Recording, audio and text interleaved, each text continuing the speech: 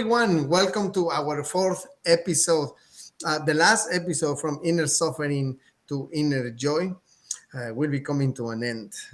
Doing this series with such prepared, knowledgeable, experience, daring, and authentic souls is for sure, Tania and Pedro, a highlight of my life. Wow. So thank you very much.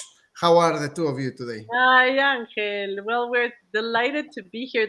I have to say, this topic is one of my favorites. How to get into effortless relationships and all of this. So, thank you for having us. Thank you, Tania. How are you, Pedro? Very good, Angel. Thank you for having us again. It's been uh, it's been quite an adventure to share all these conversations with you. Oh, thank you very much. Well, let's get this party going then. And so we're talking about relationships tonight. And Tanya and Pedro, I experienced the two of you invested in the development of what you guys call liberating relationships. And so I believe that it is safe to say that relationships exist everywhere. Yeah. And I have actually a hard time imagining someone without some form of relationship, right? I mean, starting with oneself, I guess that would be the easy way out.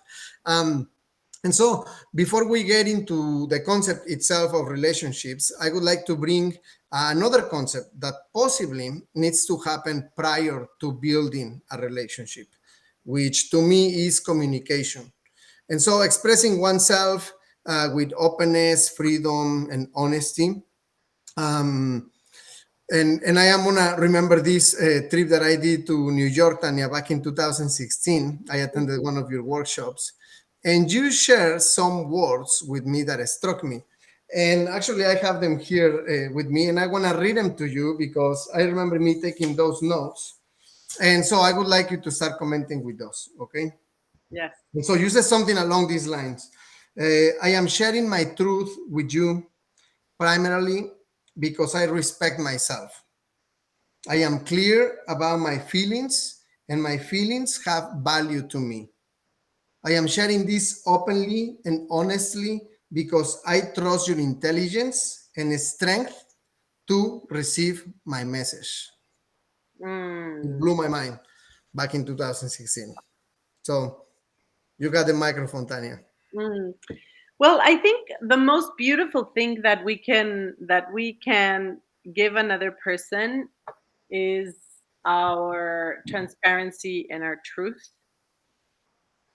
One of the things that Pedro and I, deconstruct consistently is this idea of what we think the patterns of relationships are, where people take consideration in a way that actually harms the couple or harms the relationship with ourselves.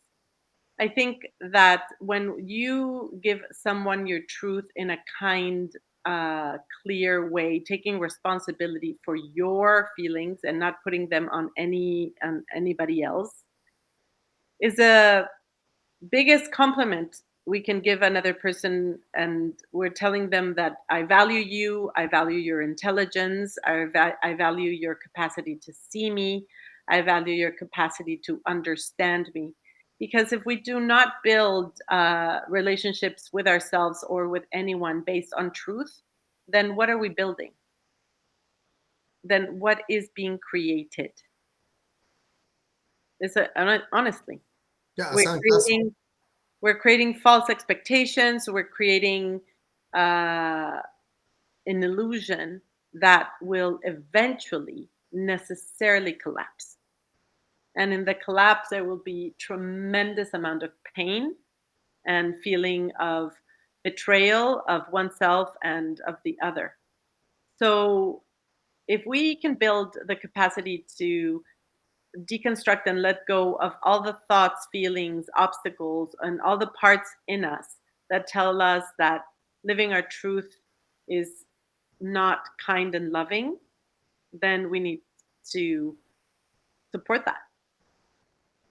yes. Absolutely. We need to support people in understanding that there's no bigger act of love, there's no bigger act of surrender to ourselves and to the other than stating with all our heart, our bodies, our minds, our souls, what is alive for us. And that doesn't mean, and I want to be very clear, sharing our truth does not mean that it is solid. It's just one truth, and this is the truth forever and ever, because we evolve and we change. So that if truth or the way that we feel can evolve and change as we go along, absolutely. And I think that's the commitment to know that our truth is also fluid. It also can change with time. It can change with the inner work we do. It changes with the experiences we have. But to say, I love you enough, I love myself enough to give me the truth moment to moment, I think that's the ultimate marriage. Yes, absolutely, Tanya. And the consequences that come with that truth. What do you say? And the consequences that come with that truth. Yeah, which would be a response from the other party. And you know, what I take with me right now in this moment is that it is very much taking responsibility of my truth in that moment. In that Because moment. it In is that moment. That's the key. exactly because of what you said is very true. We evolve. We are free to change our mind All the tomorrow, time. and that is very important. You know, the other thing that I take with me with the words that you just expressed, Tanya, have to do with the fact that since early age we are contained in this little box, even by our parents, a different kind of relationship, because I think that's where we start experiencing the very first form of limitation of expressing what we want to share. You know, like, oh, no, you don't say those kind of things to people. You know, like, stay quiet.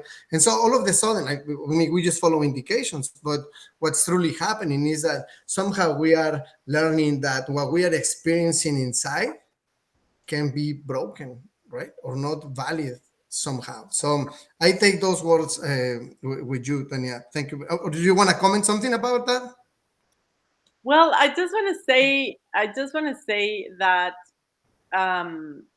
at Innerland, when you practice inquiry, there is a very clear distinction that happens in our bodies, and we know when we are lying to ourselves, and we know when we're not. So this sense of brokenness and that those little boxes start to undo themselves. And what I love about what we do is that you recognize when you are surrendered and aligned with what's alive. And you become, and I'm going to use this word, it's a little bit strong, but it's true.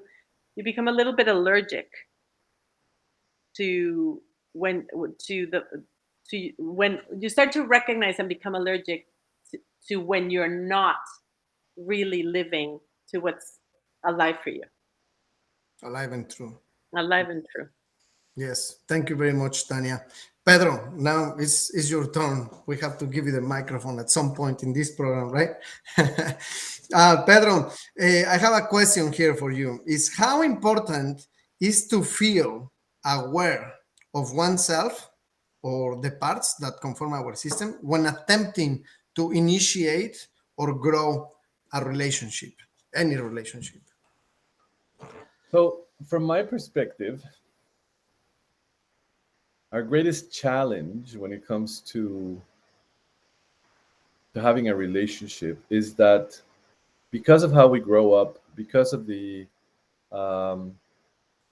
different trauma, because of the trauma, the kind of trauma we experience, because of how we grow up, how we're taught life works, relationships work, how we're shown by our peers, by our elders, we come to relationships with a major basic misunderstanding,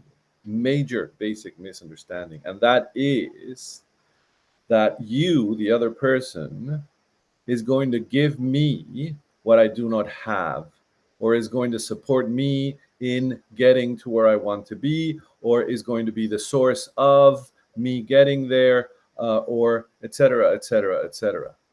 And the problem with that assumption is that it just doesn't work. period. It just doesn't work, period. It doesn't work like that. That's not the way it works. The same way planes have to have, a structure for them to be able to fly. Relationships, this assumption always proves to be false. Okay? So what is a problem? The problem is we need to shift radically our understanding of how is it that we are going to fulfill ourselves, and how is it that the relationship works. And the first thing we need to understand is that the main resource for us to be able to engage in a relationship is inside, not outside, not in the other person. And the fact that it is inside and we don't have access to it, and we've discussed this in the other sessions, the fact that this clarity, this understanding, this zero space, this self-energy is inside, and we don't have access to it, should be enough for us to realize that the work needs to move inwards. Okay? And as we work within ourselves and we find those resources within ourselves and we clear up, our burdens, our fears, our projections, our confusion, as we do that, and we talked about this last time, our true self shines. And when our true self shines, we embody who we are in a relationship. We don't need the other person anymore. We embody who we are in a relationship, and we're able to share ourselves without having to have some kind of strategy or agreement or without trying to broker things from the other person. We're just there, shining like the sun, right? And if we're lucky enough to be in a relationship where the other person is actually doing that same work, and they get to a point where they heal and liberate and are able to shine naturally and effortlessly, then you have two shining, wonderful beings sharing life. And that is a true relationship. And all the stories we're told, all the engagements we have, all the way we engage with relationships, all the assumptions that we have are to be questioned, need to be questioned, right? So when you ask me, how aware do we need to be about, these things and how internally when we're engaging in a relationship, that's it. That's the only thing we need to do. The only thing we need to do. And then as we do that, everything else aligns. And sometimes it turns up that it actually didn't work. And that's okay. But you know what? It's not the end of the world, because now you have yourself fully aligned, shining. And when you're fully aligned in yourself and shining, you don't need anybody else to survive. You will not die without the other person. You will thrive and you will survive and you will keep offering your gifts to the world. And if somebody else receives them, if somebody else is open to that, and if somebody else is also offering some of their gifts to the world, and then it happens to be shared, then you have a relationship. And actually, no, you have a relationship all the time. It's this assumption that these, codependent relationships that we form because we expect the other person to save us. I often say, when we sign that, agreement, whatever that is, what are we really signing when we do the, yeah, I'll marry you and I promise this or that, depending on your tradition or your religion or this or that. When you're making that commitment, what is it that you're actually doing, right? What is this thing, this love, this dedication, right? If we come into these relationships with a poor understanding of how the mind works, of how accessing to our true self, what does that mean? How does that look like? If we come to these relationships with misunderstandings and confusion around that, we're not going to have a good time. We're going to be projecting stuff to the other person. We're going to be hoping for them to save us. They can't. Not because they're bad, not because they're unwilling. And that's what we end up, attacking them for or criticizing them for. Oh, because, you betrayed me or this or that. No, they just can't. The same way a plane cannot fly without wings, they can't give you what only you can give yourself, right? So I think we need to radically change the understanding of what a relationship is and what are the resources you have and how is it that you end up having a relationship. And the quick answer to that is you start by building the only relationship, the That only matters. true relationship, which is with yourself. And then everything aligns.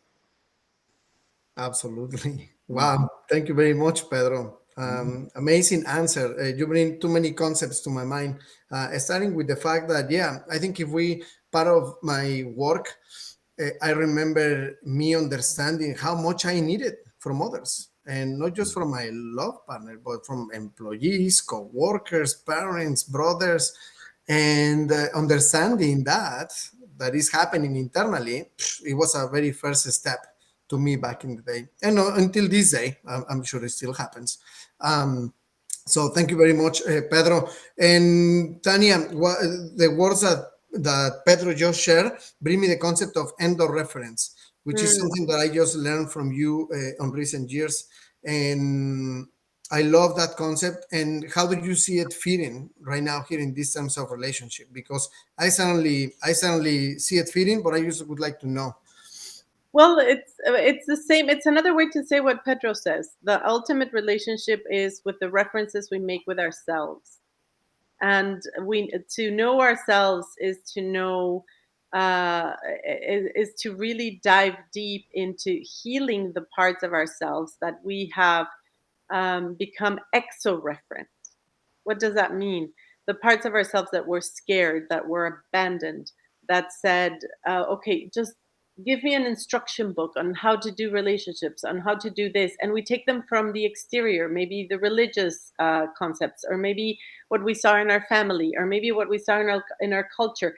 And very rarely do we take the time to say, okay, this is what they say, but does this really work for me? This is a question that not many people ask. They just take the references of the exterior and think that they have to make them work, even at the cost of their freedom or their well being. And the fact of the matter is that that is not true. So then we become endo reference, which is okay, let's put on the table what are the references that my culture, my world, my religious, my spirituality, my experience has given me, and then ask yourself, do these really work for you and your truth and the truth of who you are? And the truth of who you are, you find when you do this work and you do your healing. And then you get the courage, Angel, the true courage to say, from my alignment, from my clarity, this works and this does not. And then it doesn't become a fight. You just clearly say, out of all these things that I've given, that were given to me, this really works and this doesn't. And the pieces that don't, you don't have conflict in just saying no, just an honest no. No, this is not for me. Actually, I am this kind of person. And you know what is beautiful about life, especially in our society, well, Pedro and I are in Vancouver, that you see more and more the young people reinventing what relationships are and really aligning to what works specifically for them. And that is a beautiful thing. Yes, Tania. Yes, Tania. There are so many comments that I have right now here because I experienced those questioning of the ideologies that you were just mentioning them. Mhm. Pedro was just mentioning earlier about the agreement that we signed, right? And well, it turned out to be true in that moment. And then as we evolve and as we relate and as we grow together, certainly there are things that no longer work for us. And you mentioned the word courage, Tania, that hits me well. Courage first to experience it with oneself and Yes. understanding, oh my God, I am totally finding true in this. And I'm Mhm. actually perplexed. Like I cannot believe it that it is true to me. And then the second part of the courageous attitude here that I see is when you have to express it. Yeah. Because there doesn't have to be a winner or a loser, just like Yeah.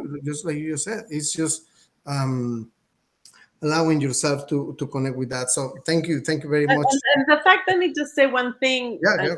The fact that we don't speak courageously our truth, the cost is tremendous.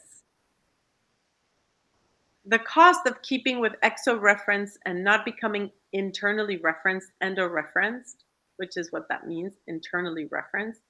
The cost is our life, our joy, our freedom, our courage, our creativity, our communication, our connection. We become dead people in our relationships. Yes, that's very powerful. Mm-hmm.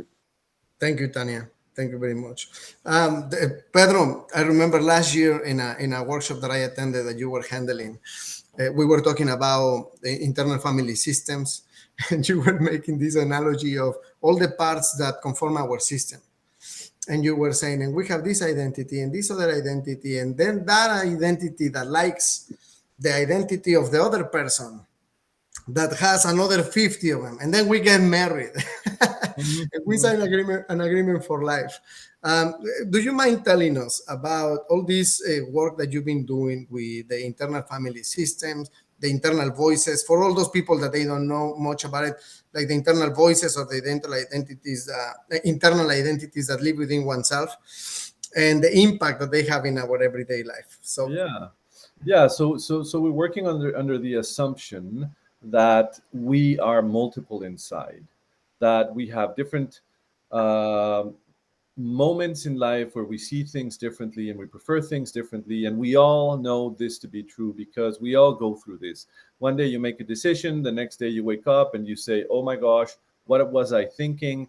This is terrible, etc., etc. And sometimes you have these parts that are polarized, and one part wants this, another part doesn't want this. And when you see that in very common conversations, a part of me already wants to go, I'm bored at the part of me is bored at the party and already wants to go, and a part of me wants to stay and have fun.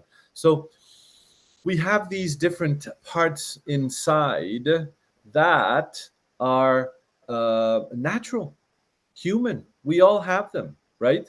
We think we are this unique monomind, like this unique mind, and that's why we get in trouble, because if we judge ourselves as a unique form of consciousness, then when things change inside, then we are responsible. We are the ones that need to control this. We are the ones that are making mistakes. We are the ones that, etc., etc. But as we move in and we notice that we have multiplicity inside, and that these multiple identities sometimes take on the helm, take on the skipper's wheel, and drive what we do. And not only that, that when they do this, they have a full understanding of what life is for them. They have a full set of values. They have a perfect agenda. That's what they want to do. That's what needs to happen, right? So this is what we're dealing with inside. And these parts are all, when we're born, the innocence of being a child is shown by these parts having all a positive intent. Oh, we're born with all parts having a positive intent. Parts want to be supportive. Ones are very good to communicate. Ones are very good to express. Ones are very good to connect. Ones are very good to support. And as we grow, when we experience life and we experience, life slapping us around, because that's what happens, right? These parts take on burdens. They take on pain. They take on, they start limiting their ability to be of service and to support the system, because they have to deal with pain. And then we have managers within that show up and try to manage that pain and get it out of the way, so that we're having a conversation with the girl or the person we like or the guy we like, suddenly it doesn't burst there, and so we start managing things inside. And this links very strongly to what we were, Tanya and you were talking about around courage. Of course it is important to have courage and to speak your truth, and it is going to be difficult if your parts have not been healed. And forcing your parts to be courageable or pushing them in that direction when they're not ready, when they're not healed to speak your truth, is going to put them in a situation that's going to be even more troubling for them. So the from my perspective, the most important aspect of healing internally and having healthy relationships is to go in and heal the parts, to go in and support the system, to go in with self energy, with zero space into the system to support it. Because as we heal, courage is effortless. No need to force any part, no need to force anything. Just it arises internally because that's what's true for you. And not only that, it arises in a way that is non defensive, it arises in a way that is compassionate, it arises in a way that understands innocence and how parts work and how we've been carrying burdens and how we've been making not good decisions all along, innocent mistakes all along. So this is I think it's key in the process of being brave, in the process of being courageous.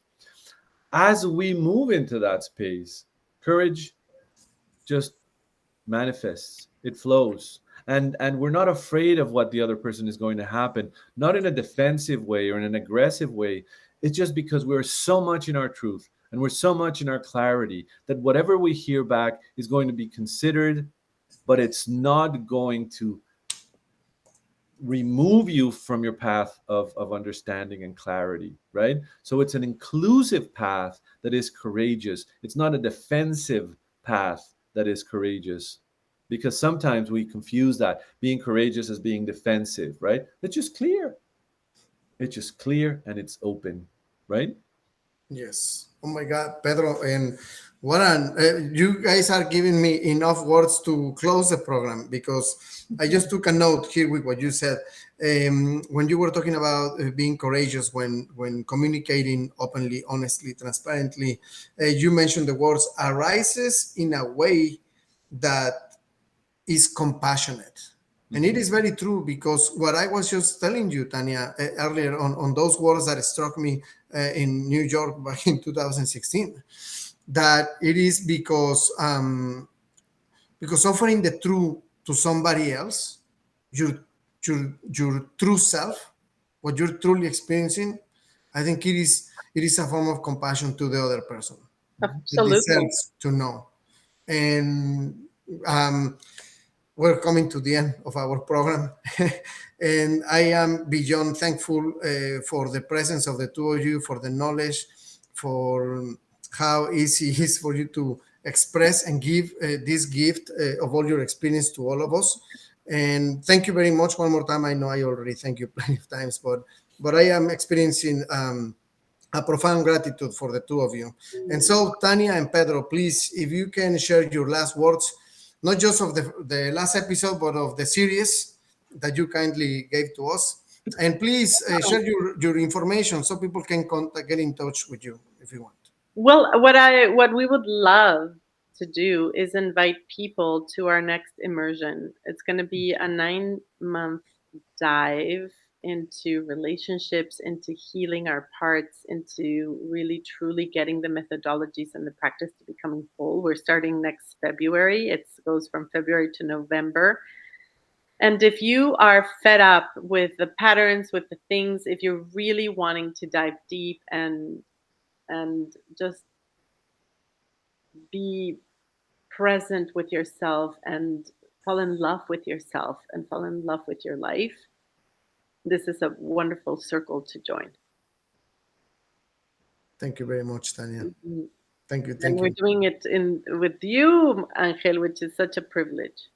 Thank you very much.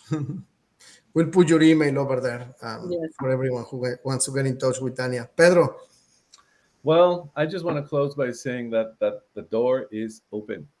The the resources to finally get to a space of full alignment within are available. You know, this has been a hidden mystery throughout the ages. How do I, how am I able to be, finally happy? How is it that I can live a fulfilled life? How is it that I'm going can be, blissful and feel full of my and not be afraid anymore, right? So the door is open. It can be done. And I think that's, for me, my most important message is it can be done. And what else would be as important as this ever in life? So if this rings true for you, and if you're willing to put in the time, the effort, and the dedication, it's ready. It's ready for you. And it's going to change your life. So that's it. 180.